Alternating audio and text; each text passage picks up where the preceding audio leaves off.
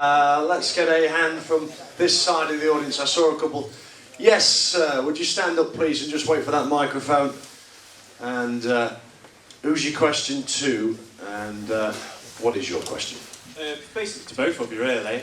You touched on it in the first part about players being out of contract, so like Cook and Maynard. We've got a few players out in the summer. What sort of the plans? Are you talking to those players? Is there anything going on? Do we expect to hear anything soon? Or from a football point of view, it's difficult to do that when you're not sure what league you're going to be in. So I think the lads out of contract hopefully will understand that, and David talks to the representatives and everything.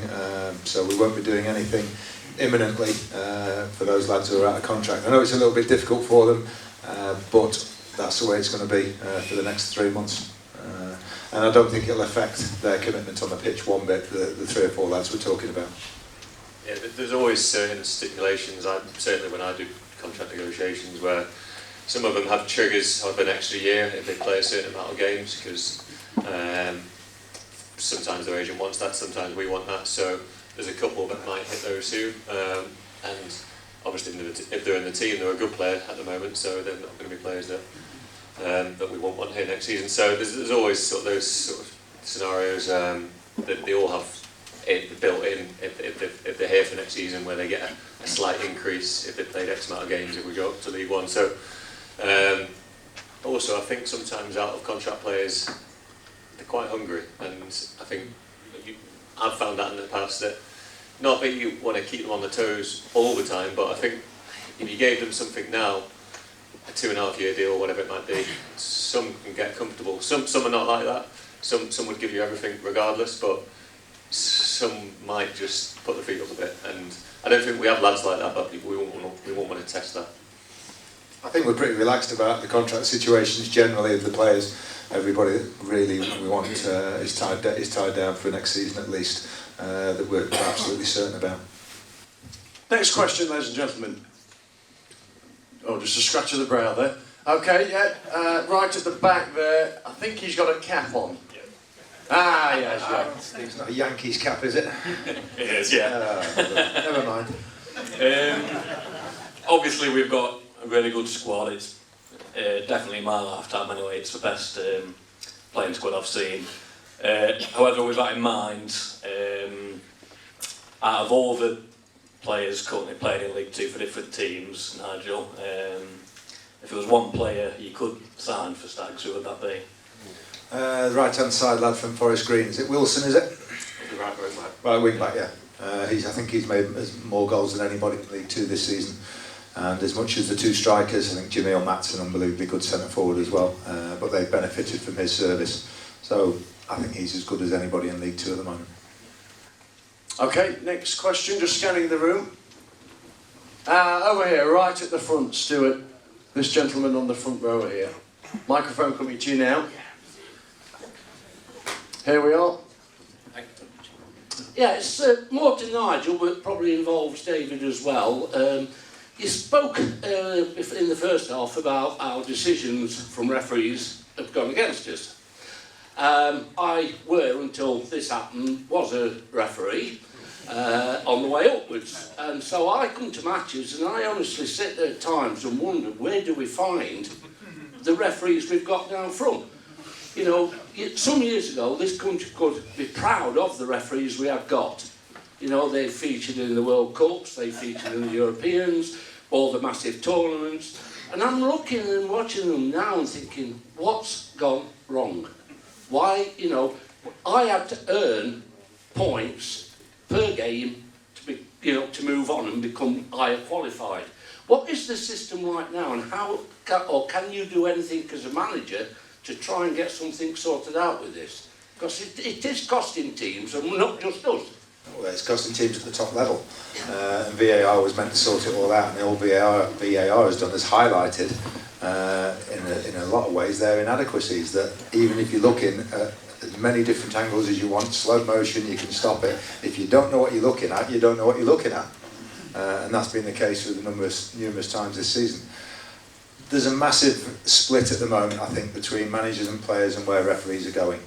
And I feel an awful lot of sympathy for them at times, because when you talk to them after games and so on, or during, they're refereeing the game for the man in the stand, who's assessing them, who's marking them, whose marks will count as to whether he gets promoted or where he goes. It should be based on the teams, and we submit a report after every game based on the referee. We do it genuinely, honestly, no matter what the result is. Sometimes we give them good marks if we lose, sometimes we give them crap marks if we win.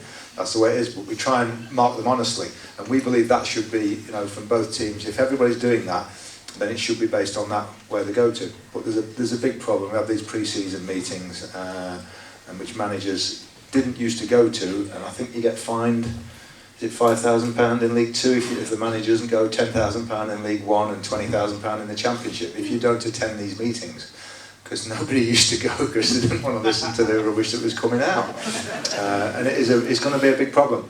I do think we've got 5 or 6 of the best, some of the best referees in Europe. Yeah. Definitely still in England at the moment.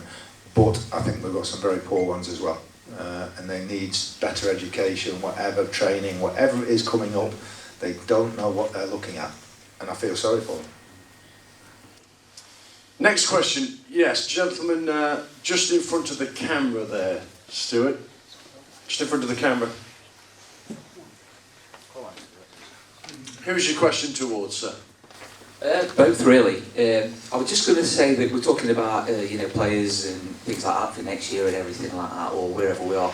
Are you seeing anything coming through the academy that you think that might be in the next couple of years? I know that we've got Ty coming through and 1 or 2 other lads, but any of the younger ones coming through, which are we getting the support that you would expect, and any green shoots coming through at that area? Yeah, we've just had a meeting today, technical board meeting with the academy, discussing things and everything. I think we're delighted with the way the academy is functioning at the moment.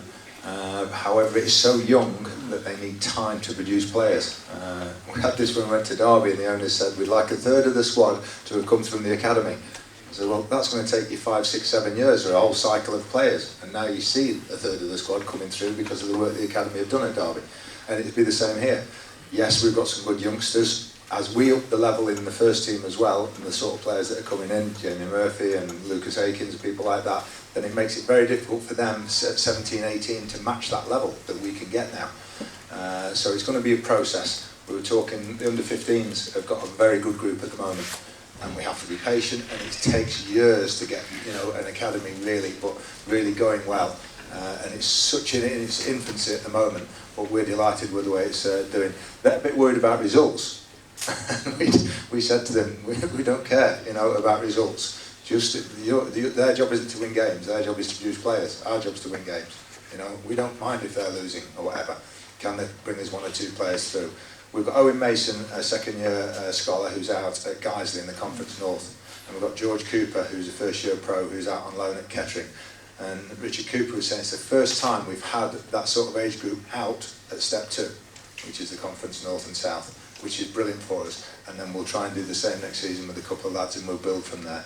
But the academy's going absolutely great at the moment, but give it a few years. Give it a few years before players really start to come through. Jason Law's a prime. Jason Law came through. He's 20. He's not 19, 20 anymore, and he's got as good a chance as anybody. Just because of the standard of players we've signed, he's been sort of down the pecking order a little bit, but he could still go out on loan and play some games. But so they're still coming through, but just give it time. Thank you. Anything to add on that, David? No, just reiterate it really. It does.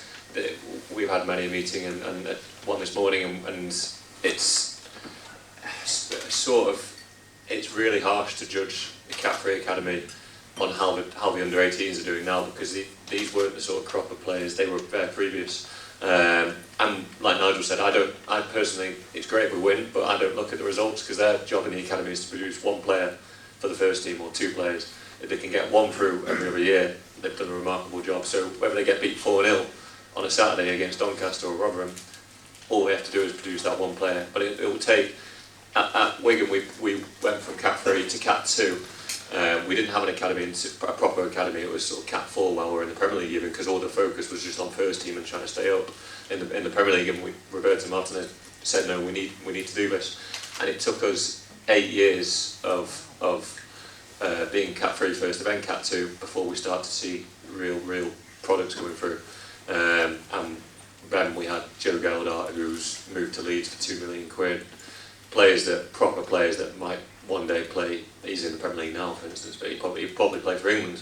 But it took 8-9 years, and I'm not saying it'll take 8-9 years here, but certainly it's not a 1 or 2 year quick fix. It will probably, the under 14s, the under 15s, that sort of group. So hopefully we'll still be both here to see the benefits. But if we're not, hopefully we've been a part of it. But the academy Coops and the guys do an unbelievable job. The hours they do, fair play to them, because it's on nights like tonight, when the wind and the rain and they're working till 9-10 o'clock at night, and it must be frustrating for them, because they want to see somebody in the first team, and they know that's what they'll be judged on. But we also have to remain very patient, and certainly that's the message I'm giving to the board of directors, to Steve who's heading up the academy, and everybody's on board. We're all on the same sheet.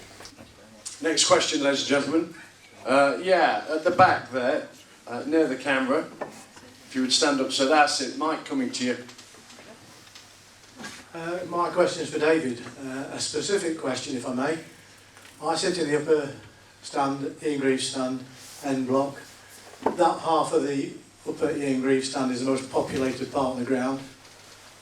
We normally, when we leave the ground, exit by 2 stairwells, one near the north stand and the one out there.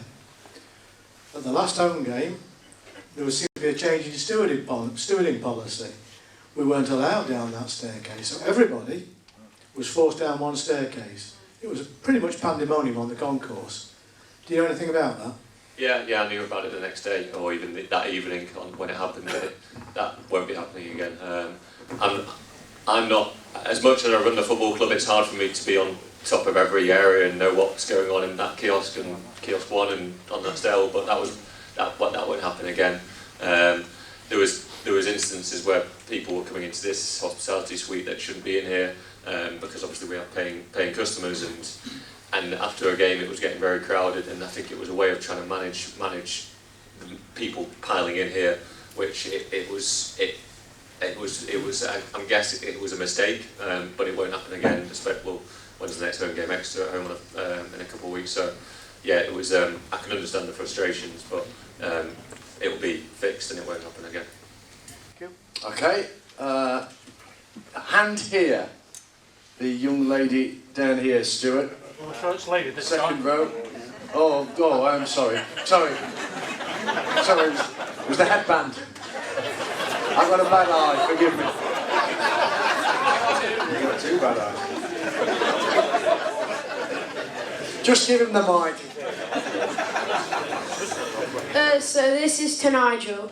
When you signed John Joe O'Toole, he made a massive impact on the team. Do you think that was down to his knowledge and experience in the game? Yeah, I think we just needed somebody at the time just like him. And we talked about him for a few weeks before, and Simon, my brother, who's the head of recruitment, wanted to bring him in a little bit earlier, and Gary Crosby, the assistant manager, and I thought we could get by them. We lost another player through injury or whatever, and then we got him in from there. So I just thought it was perfect for both parties when he came in. You know, he needed a club, he needed us, and we needed him. And he's been magnificent since he came in, and David worked very hard ensuring that he's staying here for a season or 2 more after this one. So very important signing for us. I think you've taken to. I think the supporters like him as well. He's that sort of aggressive centre half.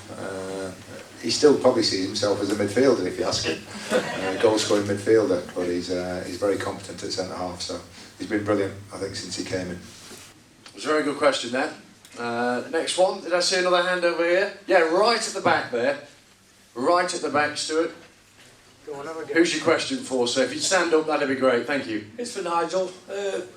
We're just talking about John Joe O'Toole. Do you think he's really, I wouldn't say second best, but next thing to James Birch? Because when James Birch came in, he totally transformed our defence.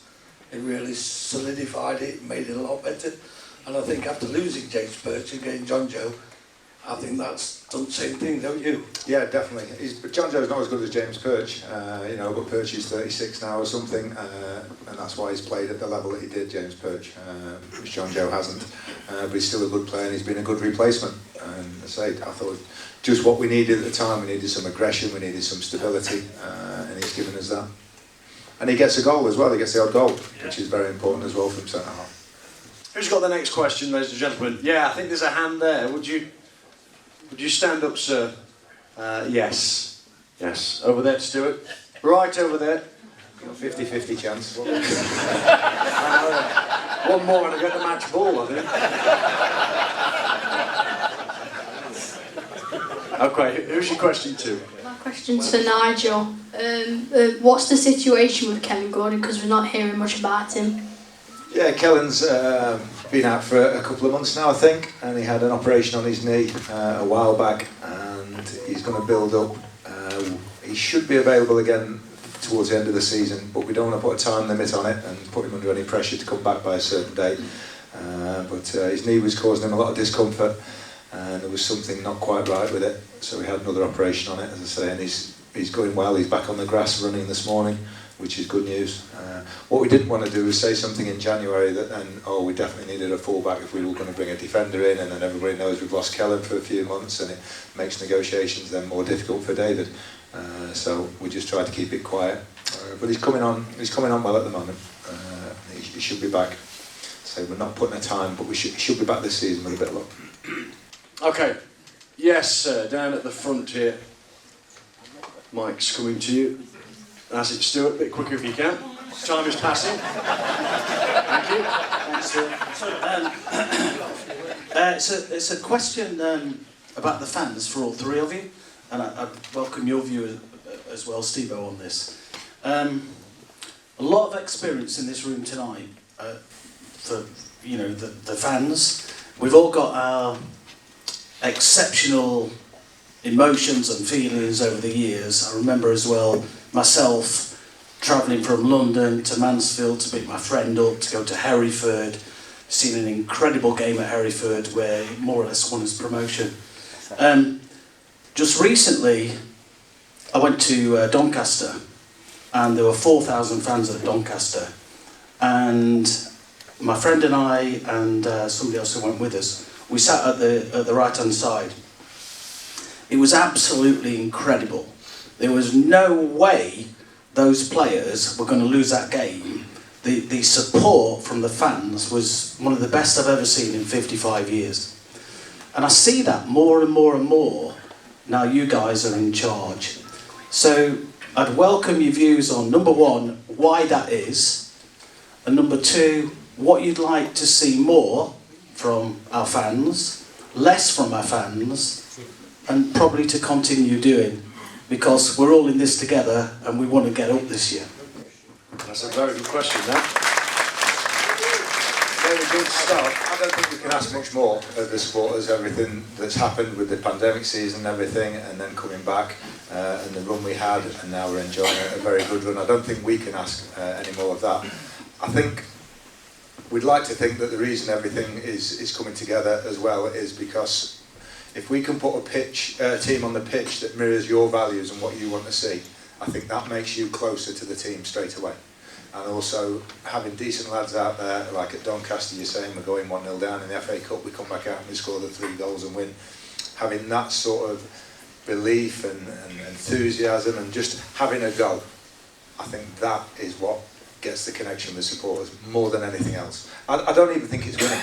I really don't, as we saw after the Port Vale game and the Middlesbrough game. I don't think it's necessarily winning. We've got to win our fair share of games, but it's not winning week in, week out. It's you coming and saying, these lads have had a go for us today. And whether we're home, away, whatever, when we went to Barrow the other week and we won with 10 men, we know you've sat on a bus for 4 hours a lot of you to get up there and everything, and it's a crap trip, so we appreciate that. So I don't think we can ask much more of you. All we're going to do is keep trying to do the same thing for you. David? Yeah, I fully, to be honest with you, normally when I sit in stadiums in the director's box, you're not normally in amongst the supporters as much. It's normally a bit more reserved because you've got boxes around you, etc. Especially when you're in the Championship or the Premier League, and there's not much atmosphere. So when I first came here, obviously we had the season behind closed doors, and it wasn't. It was very. It's almost like it would be an empty stadium. But then this season, from the first game, we had, because where I sit, I have on my top left, I have Q and R block, which is sort of the drummers, and that's where the atmosphere sort of spreads throughout the rest of the stadium from. So it was an unbelievable atmosphere. I've not quite experienced that before. From a home fan base in the main stand. You normally get it from sort of behind the goal or whatever other stadiums, but our place, especially under the lights, is rocking. I enjoy, and that was the thinking behind switching one of the reasons switching the Exeter game, that we both believe this place under the lights is a special place to play football, and I think the atmosphere can on a Saturday, even though it's not here, but I found that Bristol Rovers, with the weather, was a bit miserable, wasn't it? It was a bit windy and it didn't make for a lively game. When it's under the lights, for some reason, something clicks, and I think especially at this place, I don't think I can ask any more of our supporters. They've been unreal, even through the tricky run. You know, you always get the odd person, and rightly so. People are allowed their opinion, and I got a bit of stick. Nigel got more than me, but he's used to that. I'm used to that. When I was at Millwall, I got hit with a pound coin once. So I don't know what I did wrong, but anyway, I got hit with a pound coin. So I'm used to it, but our fans, I can't thank them enough for how they've been with me so far. One thing I didn't appreciate was the amount of mileage in League Two. Seriously. I was spoiled previously because you just northwest. A lot of it's northwest based with the Manchester clubs and Blackburn and Preston, clubs like that in Bolton. Whereas now, Bristol Rovers 3 hours to my house and back, Newport 3 hours to my house and back. And fair play to the 600 that went to Bristol Rovers, and what we'll take on Saturday, I'm not quite sure yet, but it's probably going to be similar numbers. That's why I think the appetite for the Bradford game, it's not exactly local, it's about an hour and a half away from here, but we're so starved of local games, it feels like it's local. So but the numbers we're taking there, and I'm still trying obviously to get more. I'm not promising anything, but I think my relationship I've got with the chief exec there has certainly helped. He speaks to me quite regularly, so hopefully we'll get more, but even taking 2,300, 2,400, whatever it is in the end, it's unbelievable, and no doubt that will grow. I think we've got Scunthorpe away, which that should be a lively one as well. And then come the business end of the season, I'm sure everybody will travel anywhere to watch us if we're in the mix. But certainly the home support as well is as good as your away support, and I can't thank everybody enough. Yeah. You're lucky it was only a pound coin at Millwall, I tell you. Could have been a lot worse. I know we never really canvass supporters, but does anybody mind us changing games to a Friday night? Is anybody against it really, or? Should we do a raise of hands, Stefan? Yeah. The question. Yeah. Does anybody object to us changing the games to Friday night? Raise the hands if you do object. Yeah. One. He said he could have to travel about an hour and 10 minutes to Manchester. So Friday night, they have to finish work and get traffic. There. Yeah. That's the only reason. That's the only thing we talk about. But atmosphere-wise, you're totally right. Yeah. Does everyone think they enjoy night matches, floodlights and everything? It is different. I don't know what it is. It is different. So those in favour, just for the avoidance of doubt, just raise your hands. In favour of playing Friday nights. Yeah. Brilliant going forward. Yeah, I mean, there was several reasons behind it. One of the things was we're playing Tranmere the following Friday, and we wanted to give. There's not much opportunity to get rest into players, albeit it doesn't make a huge amount of difference. But I know the players prefer playing on a Friday night. Also, it's a huge game. Exeter got a win last night. They're now third, I think. They weren't going to bring many up on the Saturday anyway, and I personally felt the less they bring, the better for us. So we weren't going to make a fortune from the gate. It's not like we had Middlesbrough coming to town bringing 1,800. There might have been 300 on a Saturday, and now it might be 50. Personally, any advantage we can get, great, because it will stand us hopefully in good stead on the night. I think there's a question over there from a man, woman or child. Thank you. I told you I'd get one. Yeah. We just need the microphone, sir, just so the people at the back can hear you, and the camera. Thank you. Just on what we were talking about, a few years ago, we used to have Friday night matches, and the attendances was a lot better on a Friday night.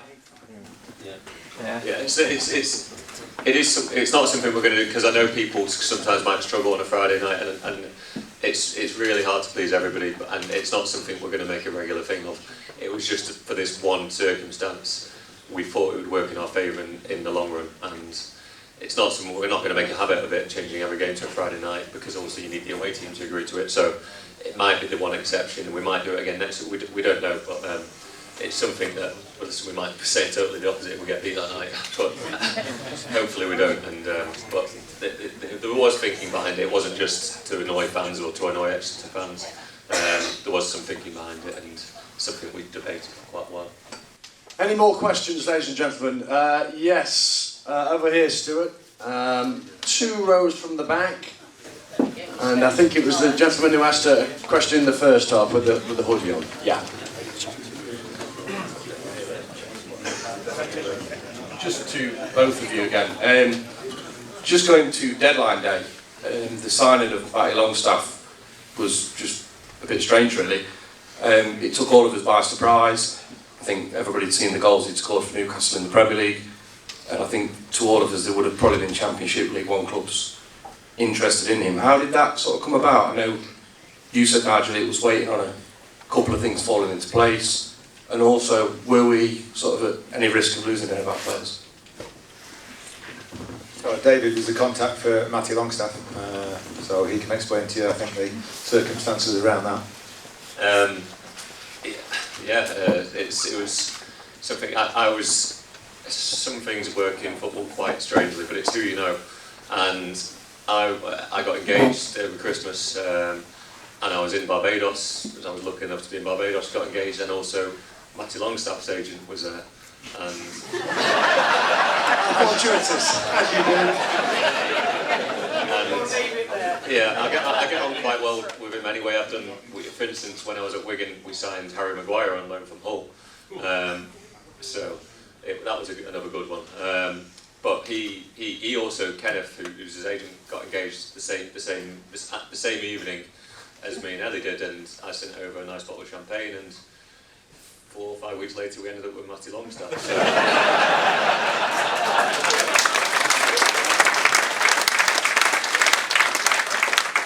That's how football works these days. We were here in the fog against Hartlepool, weren't we?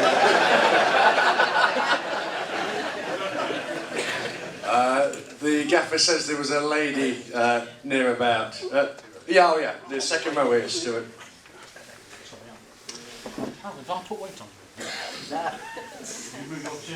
Okay, the mic's coming towards you. So it's just one that completely came out of the blue as well, Matty Longstaff. We hadn't really planned, we were desperate with Jamie Murphy came up almost at the last minute, and then Matty just came out of absolutely nowhere, so just one of those we're fortunate with. Newcastle were very fair with us.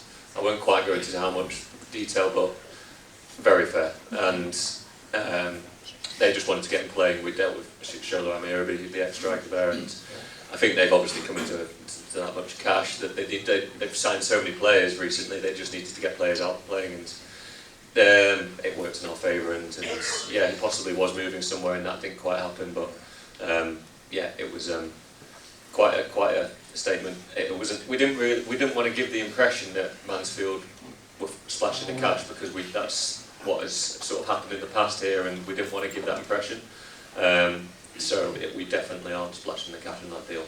No, I think it's fair to say that we got him and Jamie Murphy, and Harry Charsley left, and Richard Narty's gone back to Burnley in sort of almost everything. He's still available to us, but he's gone back to Burnley, and we made money on those 2 deals. We're paying less now than we were before, so that can tell you that we're not, as David says, splashing the cash. But I'm sorry, keep you waiting. But credit to Matty Longstaff. Our biggest fear is when somebody comes from the Premier League is the big time Charlies. Coming to Little Mansfield. He's a brilliant lad.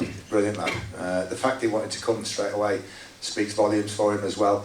But also he's just straight in with the players. He's got no sort of arrogance or anything like that about him, and he's fitted straight in. And I think he's enjoying it.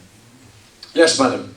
Just because David touched on it earlier on with the Kiosk, if Barons do provide more to what they did at the previous home game, would there be more stock for supporters? Because sometimes if you go on the whistle, there's not a lot left, and people's asking a lot. So I thought I would ask for them. Yeah, I mean the kiosk. There's been when previously a lot of football clubs, especially my last football club, they normally outsource kiosks, and it's something that I've never had much to do. Normally you just take a slice of the cake and it's run perfectly, and you take 25-30% of what they make basically, what the company you outsource it to make. However, here we've always done it ourselves, and it's a tough gig. Getting the staff was really hard through COVID. All you have to do is open the paper, and Brexit and COVID's caused a nightmare for getting staff in hospitality in particular. So that we had that issue. We lost Danielle, who was running the kiosk earlier in the season, so we replaced it. So we've just been constantly fighting a sort of battle. It needs to improve again. It needs to improve because the queues, and I've seen them firsthand. Nobody wants to queue for ages to wait for a pint or a pie at half time or before the game, or not even get to the front of the queue and miss out on one. So that's not good enough, and things will improve. And obviously it's not something I'm well on top of. I don't spend every sort of hour of my day sort of looking at kiosks, and there's people behind the scenes that spend more time on it than I do. But I believe it'll be in a much better place for Exeter, and it's something that we're driving, and we're not just accepting how it is right now. So the pies, I tried them myself. When we first started talking to the company, they brought a load in, and we tried them, and they were nice. But obviously, cooking them for 5 people is a bit different to 5,000 people. So it will take time for the sort of the guys behind the kiosk to get used to the cooking time and different things. I'm not a pie expert, but you're from Wigan. Do I look like I eat a lot of pies? Touché. So things it'll probably take a bit of time getting used to what the right cooking times are, how they keep them, and getting the right stock levels. Because the last thing you want to do is cook way too many and be throwing a load out. It's just, you might as well just throw a load of money down the drain. So, but customer service is key, and fans are customers, and you wouldn't normally go into a restaurant and wait for half an hour and miss out on food. You wouldn't accept that. So we want the kiosk to be top notch, and yes, they'll never be perfect, and there'll always be problems, but hopefully they improve, and that's all we can do. Sorry, Steve, we're just talking. We can improve a team within 2 transfer windows by getting new players in when we're able to. 2 or 3. Things like that just take time to improve over. There are so many things that you've got to go through to improve your experience. So David's working his way through it. Any more questions? Yeah, we've got 2 or 3 more to go through. Yeah, Stuart, gentleman to the right of you. Hi, it's a question for Nigel. This is probably the most adaptable and fluid team formation-wise that I've probably ever seen in my lifetime. We can play 3-5-2, 4-4-2 diamond, 4-3-3, 4-5-1, and that's down to your quality coaching and the versatile players you brought in. Don't give us the manager's answer on this, but what is your preferred formation? What is the manager's answer? We change it for every game and all that sort of thing. There's got to be one that you prefer. We don't change it for every game. We change it within a game a lot of the time. Just it depends how the game is going.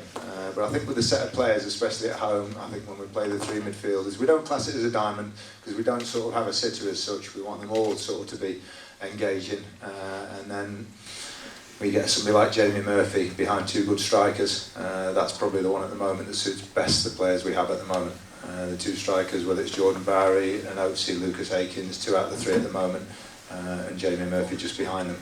But that's the one. Certainly at home, I think that's caused most problems with the opposition. And we've been positive, and we said to the players on Saturday, we want to try and play as much as we do at home, away from home. And it's getting that through to them now as well, that let's go and impose ourselves away from home as much as we can as well. That's the next stage. I think there was another question near about Stuart. Yeah. What's your question, sir? Thank you, Stuart. A question for Nigel and David. Just to say a few words about recruitment strategy. I know, Nigel, you've got your brother Simon and Gary Crosby, who help you with recruitment.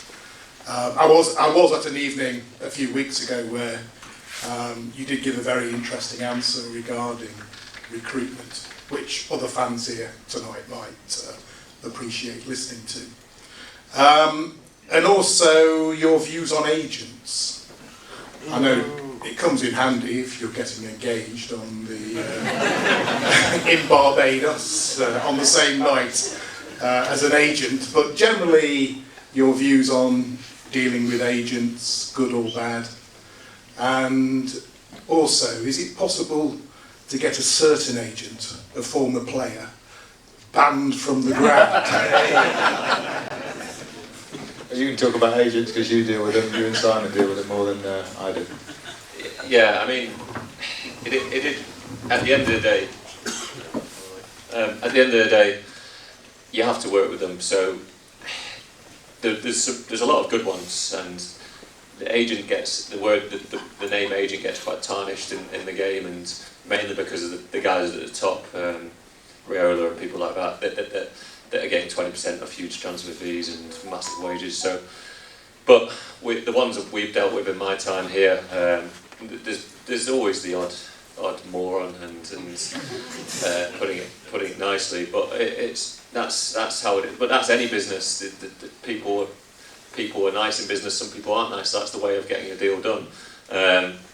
How we get things done, I don't sort of burn bridges with the agents because you're going to need them at some point, because if they've got a player you want, you wouldn't not do the deal because of the agent, because if you think you can improve the team, you're going to try everything you can to get it done.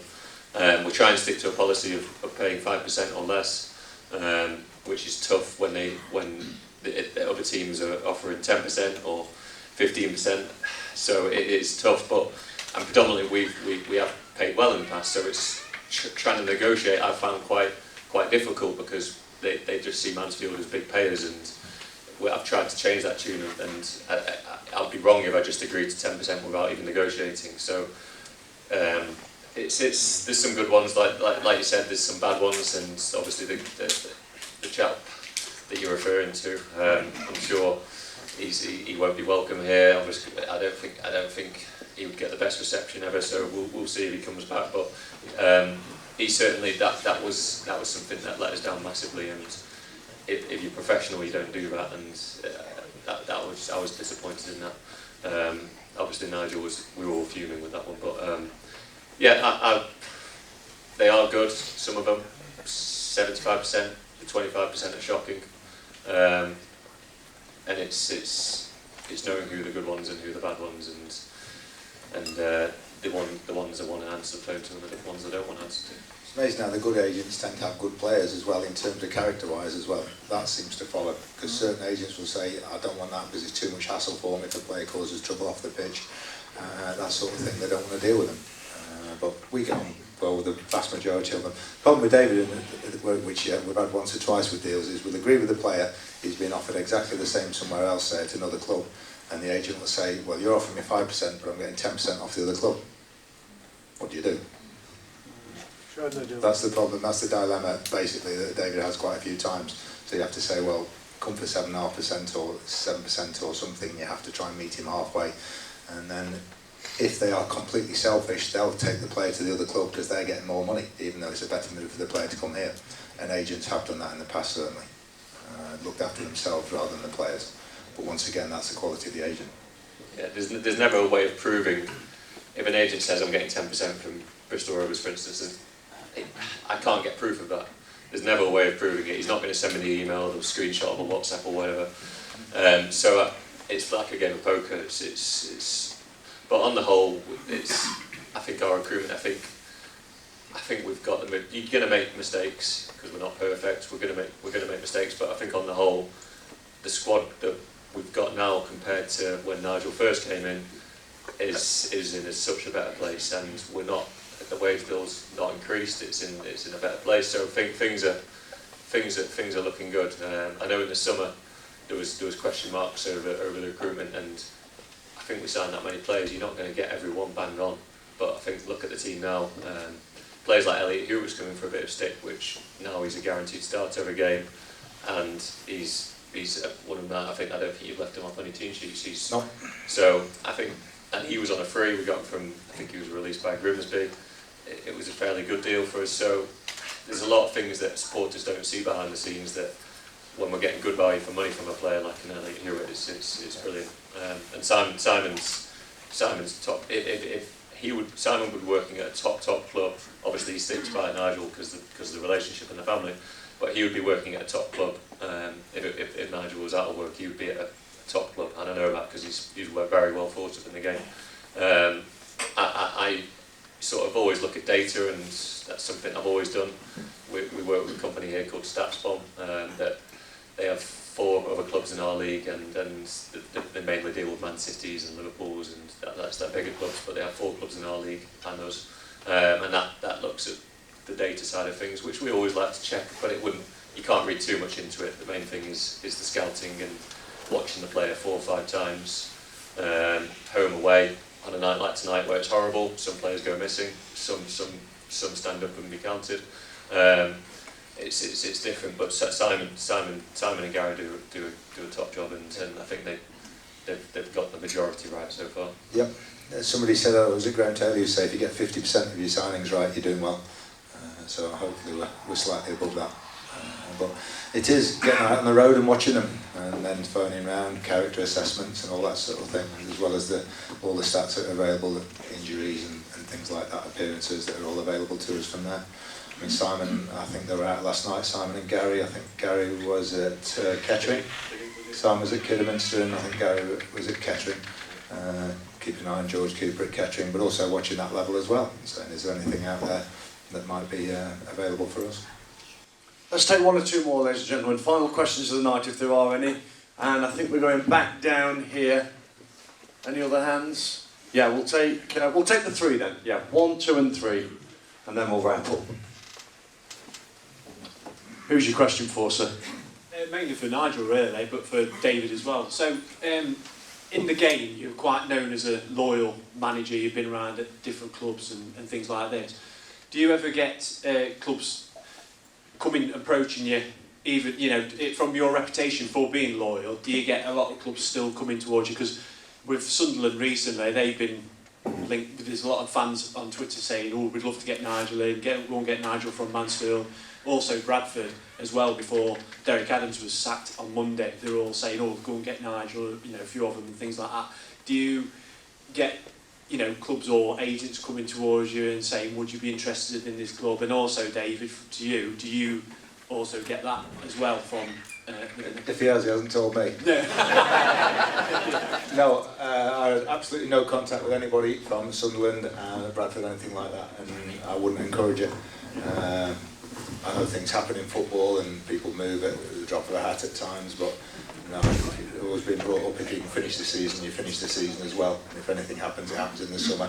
Not always possible in football, but that's the way we've been brought up. And I don't really have an agent as such, so I don't have anybody phoning around these clubs and sort of saying, if he goes, which is how unfortunately a lot gets done in football these days. I'm sure there was people phoning Bradford last week before Derek got the sack, and phoning Sunderland, and I think some chief execs are certainly influenced by that. Yeah, definitely. Definitely so, but it's not. I don't think it's a nice way of doing business. No, there was agent when Graham Coughlin was here and we were struggling. There was agents calling me weeks before we made the change, just because that's what they do. And out of respect for the current manager, I'd never even entertain it. I wouldn't put the phone down, but I'd just sort of ignore the call. But that's the ruthlessness. That's how the game is, and it's not nice at times. But no, I think certainly I've not had a phone call. I think everybody knows Nigel's very happy here. It's not too far from where he lives. Bobby won't be happy. Bobby comes in now. Bobby likes coming training every day. Yeah. So no, everything's good at the moment, and obviously the club's in a good place, the team's in a good place, and we're all happy. Yeah. Last two. Sorry, Steve, it happened once at Sheffield United where I had a call when we left Derby, and David Weir was the manager, and he was still in place, and basically just said, "I'm not having anything talking to you at all if you've still got a manager," which is not the right way to do it. Steve McLaren did it to us at Derby, and that was bad enough. He was behind, as he did with Ian Holloway at QPR, and I think as he does most of the jobs he gets. So he's that sort of bloke. That's good to hear. Thank you. We had a question here. Then we'll take one more. Yes, yes, sir. Mike's behind you. Thanks, Mike. Thank you. I think it's a similar sort of question, to be fair, but when we actually look at our football club, we know, everybody sitting here tonight, I think we know, we've got the best owners. We've got the best owners in the football league. John and Carolyn Radford, incredible owners in the football club. I also think listening, not just listening tonight, but also watching what actually happens on the football pitch, at the club in general, we know we've got 3 exceptional people on stage tonight as well. I really do. All 3.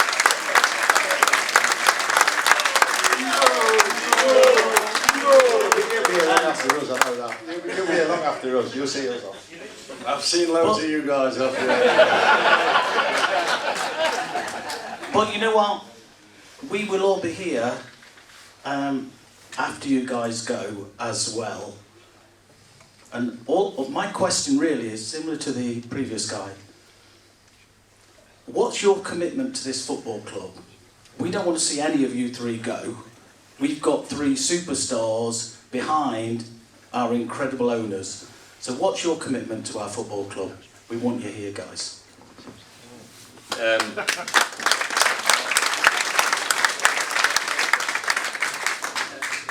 To be honest, I'm not, and Nigel's not, there's a lot of people behind the scenes that don't get the notice that we might do. Obviously Nigel's in the public eye, I am with my title here, so it's the people behind the scenes that the people who are in this room right now watching us, that for instance Diane on deadline day, some of the deals that I'm putting her under pressure, calling her non-stop, and she's probably thinking, and it's the people like that behind the scenes, Laura in here who runs hospitality, Alex, everybody, Anne who still helps out in the ticket office with Lynn. So they're the ones, the superstars behind the scenes. We're the ones that get all the credit and praise us when things are going well and give us stick when things aren't going too well. But certainly, like you say, the owners are incredible with the amount they've invested into this football club, and they've not seen enough for it, in my opinion. And to get them something, a promotion, a picture that they can have in their home forever, would mean a lot, because I've got a few at mine house and of us when we won at Wigan, when we won the FA Cup and promotions and different things, and there's something that will live long with you, and I think John and Carolyn deserve that, and I think it's up to us to hopefully deliver at them. It might not be this season, it might not be next, but I think eventually we'll get there. And as far as immediate aims and sort of my commitment to this place, it's bigger than ever, because I want to achieve something. I wouldn't leave this place having not achieved something, and what that looks like we'll hopefully find out in years to come. But yeah, no, I'm very happy there. We want to leave your club in a better state than when we found it, and in a good position, however long we're here. And you can't say in football, you know, you get a 10-year contract and it lasts 6 months, it doesn't matter. But that's all we want to do, look after your club for you. Because you will be supporters long after we've gone. And it's your club, not ours, and not really the owners, it's your club. So we'll do everything we can to look after it for you while we're here.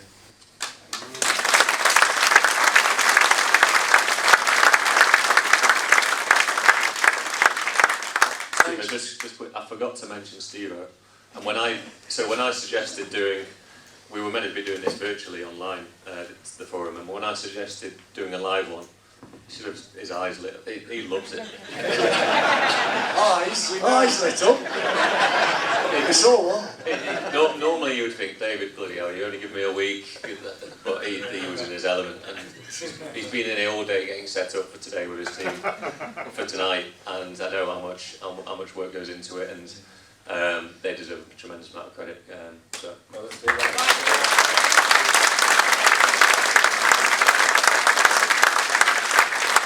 at all. I was looking back actually. The last forum or the evening that we did was with John Dempster and Lee Glover in 2019. So it really is great to have a live audience, especially with the challenges that we've faced in the last couple of years. It's a great question, John, thank you. Just to add my small part to it, I think I'm coming up to my 15th year in June, and I've always considered it a great honour to work for my hometown club. I'm very happy here, and just need a new eye if there's any going that you know of. But thanks for your kind words, and to those of you who spoke to us at half-time as well. Let's take one more question then, and we'll move on to the final couple of parts of the night. I think it was you, sir. Yes.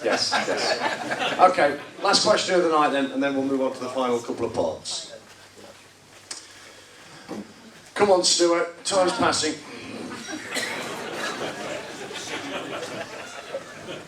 Final question of the night.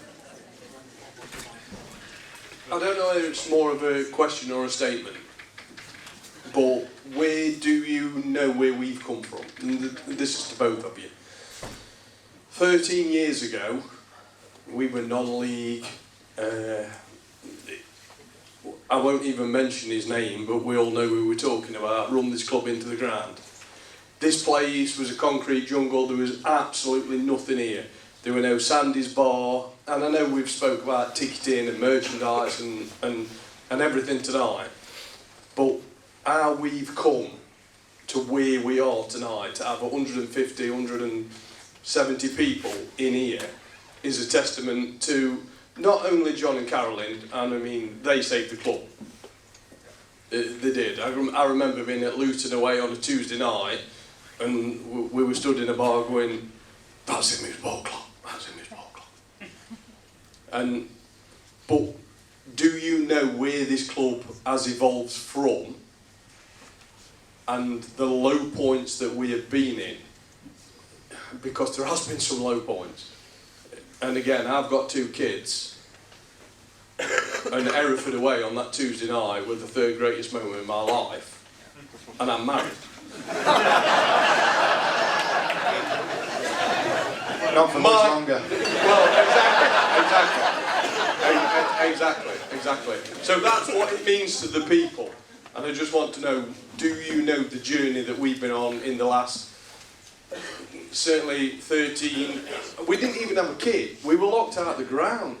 We didn't even have a kit to play in.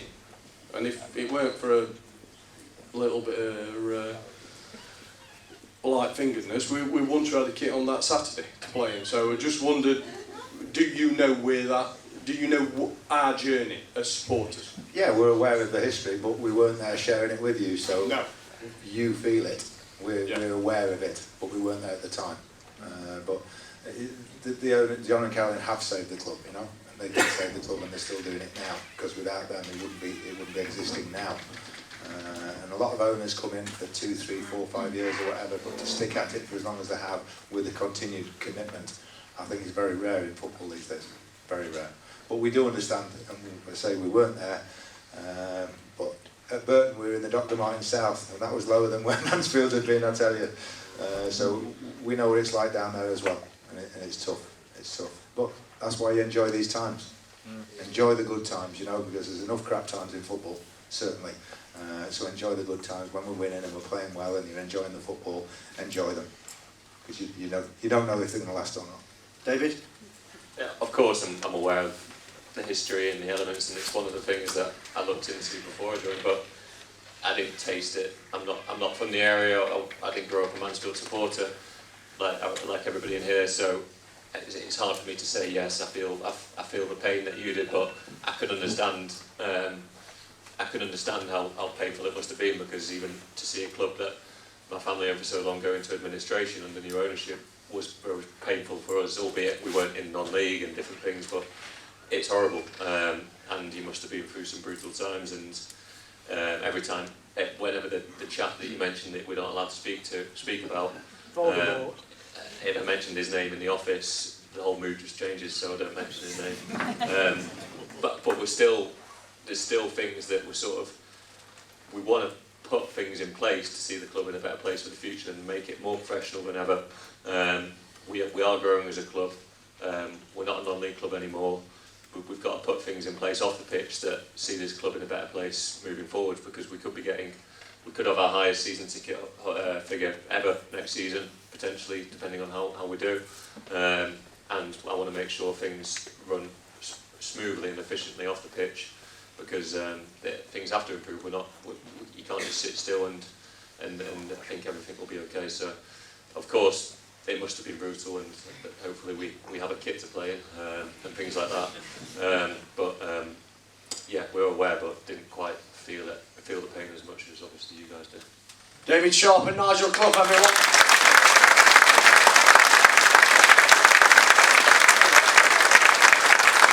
Not done just yet. Not done just yet. Because these are the final two parts of the night, ladies and gentlemen, and one lucky supporter could be going away with a great prize. So what will happen is this. The gaffer will answer as many potluck questions as he can in 60 seconds. If he gets more than the supporter who comes up very shortly, the prizes go back in the club shop. If the supporter wins, they can take home 2 of 3 prizes. What about this? So we've got a shirt, which we can get signed for you, get it in your size.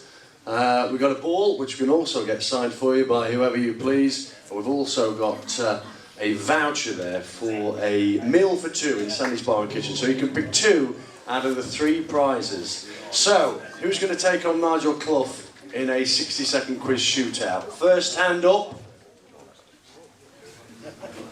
Yes, sir. Yeah, come on up, give him a big hand. Good see, come on up. What's your name? Where'd you come from? Russ from Kirkby. Russ from Kirkby, right. You take a seat there, Russ. You take a seat there. He's not a ringer, is he? You're not going in for somewhere? No, I don't. No, never seen him before. Never seen him before. You watch the chase tonight, because he's got the questions from the chase tonight. Right, Nigel, you're going to go first, so let's get 60 seconds on the clock. Here we go. Best of luck to you. Your time starts now. What is the capital of New Zealand?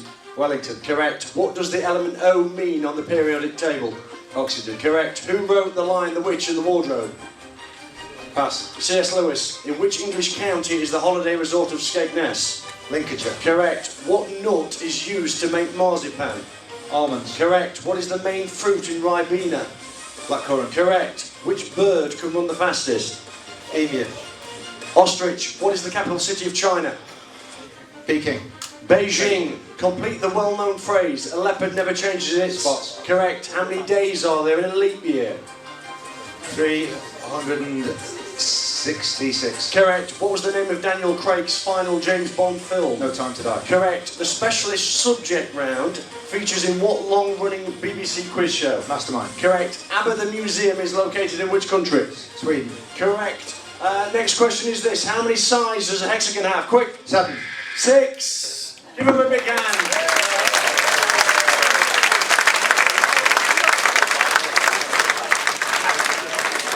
That's 10, that's good, that is. Sherman got 11 last time, so just one behind him. That's a great endeavour, that is. Right, Gaffer, would you swap places with Russ? Coming up.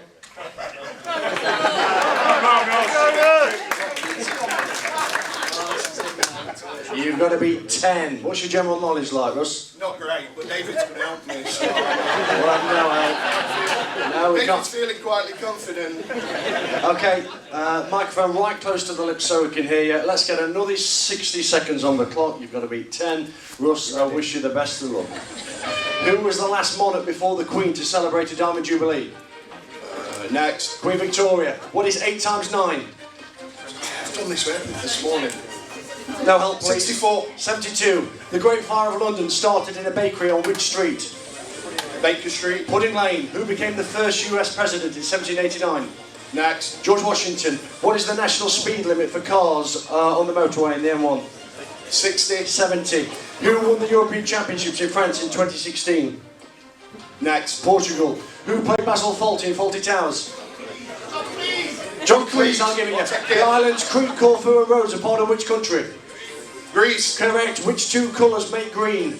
Yellow and blue. Correct. What does the abbreviation ETA stand for? Estimated time of arrival. Correct. What is 31 plus 33? 31 plus 33, 64. Correct. Who holds the record for most Olympic medals? Mo Farah. Michael Phelps. In the films, which actor plays Harry Potter? Daniel Radcliffe.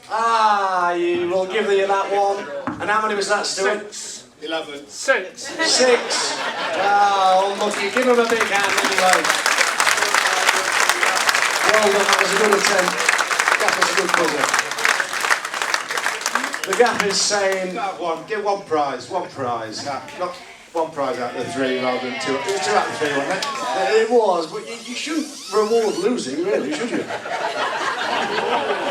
If David holds the purse strings, what's your choice, David? Would you like to give Russ a prize?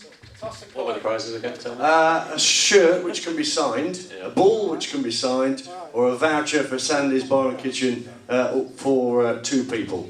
Well, the shirt would be 40 plus quid, wouldn't it? So... Valuable prizes. Let him choose which one he bloody wants. What do you want, Ross? He will give you Just a for shirt. taking We'll give you a part. shirt. Have you got a shirt? I'll take the shirt, please. He'll take this shirt. Do you want this one or one in a different size? No, I'll have it in that size. Okay. I'll put it on. Do you want it now or do you want it signing? Can I get it signed, please? Yeah, we'll get it signed for you. We'll send it on. Give me your address at the end there. Okay.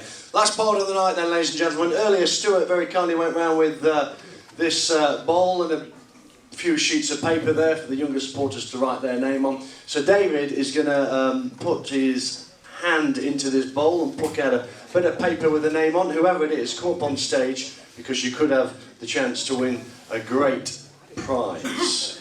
Alfie Gilbert. Alfie, where are you, Alfie? Alfie's coming up. Come up, Alfie. Come on up. Come on up, Alfie. Right. So just stand here if you would. Gaffer's giving you his seat. Okay, Alfie. So David is going to ask you a question, Mansfield Town related. You've got one chance to get it. If not, another supporter will have to come up. And if you get the answer right, you can win a Mansfield Town special edition of FIFA on PlayStation or Xbox. Okay, absolutely exclusive edition, not limited, exclusive edition. Wrapped, the whole works. Okay, here we go. David, what's your question? You've got one. Make it a good one. Right, Mansfield Town related, I'm going to ask you, who did Rhys Oates join us from? What was his previous football club? Hartlepool, he had to get it in there.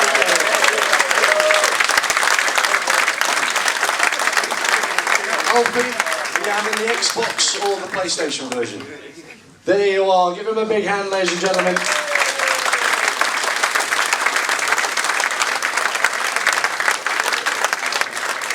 Ladies and gentlemen, thank you very much for coming out on this wet and windy night here in Mansfield. Great to see you all again. It really is, as part of this live audience. Let's leave David Sharpe, our CEO, and Nigel Clough, our manager, with the final word. David, firstly. First of all, thank you all for coming tonight. We've got 17 games left? 17 huge games. You've always stuck with us through the bad times early this season. I'm sure you'll be louder than ever for the last 17 games. So let's give it everything we've got, because it's not just Nigel and the team. It's all of us. So we might not win every game. We might get beat a couple of games, but we've got to stick together, and hopefully come whatever date it is in May, whatever the occasion, whether it's the 7th or the 20, I think it's the 28th, whatever. Hopefully we're in the mix, and if we're not, let's not get too downbeat, because there's always next season or the season after, and let's just stick together. Thank you for sticking with us so far, because I know there was probably tough times, and there's things aren't perfect by any stretch of the imagination off the pitch, and there's things to sort, but they will get sorted, and as they say, Rome wasn't sort of built in a day. So but as long as we make progress and hopefully reap the benefits, and thank you again for coming tonight. Thank you, David. Thank you for your support and certainly coming tonight, and we should do more things like this as well, so we get your opinions as well on things like Friday night games, Kiosk, whatever, and we'll keep trying to improve everything on and off the pitch for you as much as we can. And thank you to Steve-O as well for hosting tonight.